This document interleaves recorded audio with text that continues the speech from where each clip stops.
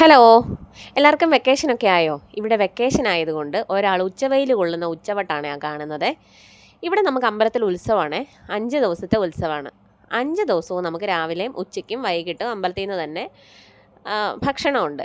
അത് കാരണം നമ്മളാരും വീട്ടിൽ ഭക്ഷണം വെക്കാറില്ല. അപ്പോൾ അത് കാരണം നമ്മുടെ കോവയ്ക്കയൊക്കെ വെറുതെ ഇരുന്ന് പോകും. അപ്പോൾ ഞാനുള്ളത് സമയത്ത് ഉച്ചയ്ക്ക് ഉണ്ടേച്ച് വന്നിട്ട് ഒന്ന് ടെറസിൻ്റെ മേളിൽ കയറിയതാണ് ഉള്ള കോവയ്ക്ക പോകാതെ എടുക്കാൻ വേണ്ടിയേ. അല്ലെങ്കിൽ അതേ കിടന്നാൽ പഴുത്ത് പോകത്തുള്ളൂ, ആർക്കും ഉപകാരം ഇല്ലാതായി പോകും. ഇപ്പോൾ പല സദ്യകൾക്കൊക്കെ ഞാൻ പോയപ്പോഴത്തേക്കിനും ഇങ്ങനെ കോവയ്ക്ക കൊണ്ടാട്ടം കിട്ടി കഴിക്കാനിടയായി. അതെങ്ങനെയാണ് ഉണ്ടാക്കിയെന്നൊന്നും എനിക്കറിയത്തില്ല, പക്ഷേ ഒന്ന് ട്രൈ ചെയ്ത് നോക്കാം. എന്നാൽ പിന്നെ ഏതായാലും ഇത് വെറുതെ കളയണ്ടല്ലോ എന്ന് വിചാരിച്ച് ഞാനുള്ളത് പറിക്കാൻ കയറിയതാണേ. ചുമ്മാ വെയിലത്ത് വെച്ച് ഉണക്കാമെന്നേ വിചാരിക്കുന്നുള്ളൂ, ഒന്നും ചേർക്കാതെ ഉണക്കാം. ഇന്നാൾ ഞാൻ കാണിച്ചായിരുന്നല്ലോ ടെറസിലെ പയറൊക്കെ, അതെല്ലാം നശിച്ചു പോയായിരുന്നു. പിന്നെ അടുത്തത് നമ്മൾ നട്ടിട്ടുണ്ട്, കിളുത്ത് കയറി വരുന്നുണ്ട്. പിന്നെ ഇതാണ് നമ്മുടെ കോവൽ, ഇത്രയും പടർന്ന് കിടക്കുക. താഴെ നിന്നാണ് അതിൻ്റെ ചുവടെ. ഇത് നമ്മുടെ റംബൂട്ടാനാണ്. സീസൺ ആകുമ്പോൾ ഇപ്പോൾ ചെറുതായിട്ട് കഴിച്ചു വരുന്നുണ്ട്. സീസൺ ആകുമ്പോൾ നിറയെ റംബൂട്ടാനുണ്ട്. അപ്പോൾ കോവയ്ക്കയെല്ലാം ഞാൻ കൊണ്ടുവന്ന് കഴുകി എടുത്തിട്ടുണ്ട്. അപ്പോൾ എല്ലാം കൂടെ അരിഞ്ഞുകൊണ്ടിരിക്കുവാണേ. നീളത്തിലാണ് ഞാനിങ്ങനെ മുറിച്ചിട്ട് നീളത്തിൽ അരിഞ്ഞു. ആ അപ്പുറത്ത് ഇരിക്കുന്ന സെറ്റ് അരിയാൻ മേലെ, അത് ഫ്രിഡ്ജിലിരുന്നതാണ്, ഒരുമാതിരി കട്ടിയായി. അപ്പോൾ അതുകൊണ്ട് ഞാൻ അരിയുന്നില്ലെന്നോർത്ത് അതങ്ങ് മാറ്റി വെച്ചതാണ്. അരിയാനുള്ളത് തിരിഞ്ഞെടുത്ത് വെച്ച് ഇങ്ങനെ നീളത്തിൽ അരിഞ്ഞു. ചിലത് കൊച്ചരിഞ്ഞതാണ്, അതുകൊണ്ട് ഇങ്ങനെ കുഞ്ഞാക്കി ചോപ്പ് ചെയ്ത് എടുത്ത പോലെ ആയിപ്പോയി. അപ്പോൾ എന്തായാലും 2 സെറ്റ് നമ്മൾ ഒത്തിരി നേരം എടുത്തിട്ടാണ് അരിഞ്ഞ് സെറ്റാക്കി എടുത്തിട്ടുണ്ട്.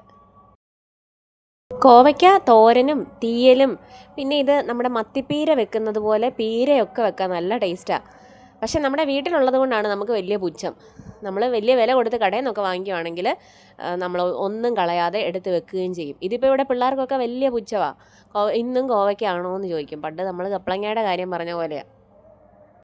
ഇനി വിഷമില്ലാത്ത പച്ചക്കറിയാണ്, ഇതിനൊക്കെ വലിയ വില കൊടുക്കേണ്ടി വരും എന്നൊക്കെ തിരിച്ചറിയേണ്ട പ്രായമാകുമ്പോൾ അവർ തിരിച്ചറിയട്ടല്ലേ. നമ്മൾ എത്രയെന്ന് വെച്ചാൽ പറഞ്ഞ് മനസ്സിലാക്കുകയൊക്കെ ചെയ്യുന്നത്.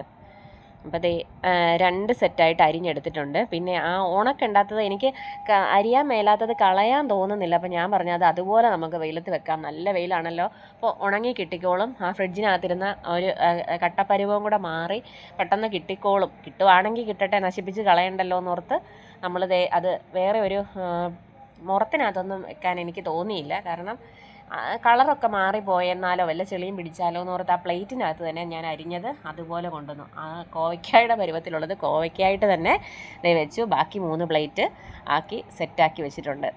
ഒന്നുകൂടെ ഒന്ന് വെതറിയിടാൻ വേണ്ടി ആ ചരലയിലൊന്ന് ചവിട്ടാൻ മേലെ നമ്മുടെ കാല് വെച്ചാൽ കാല് പൊള്ളുന്ന രീതിയിൽ നല്ല വെയിൽ, പെട്ടെന്ന് ഉണങ്ങി കിട്ടിക്കോളും.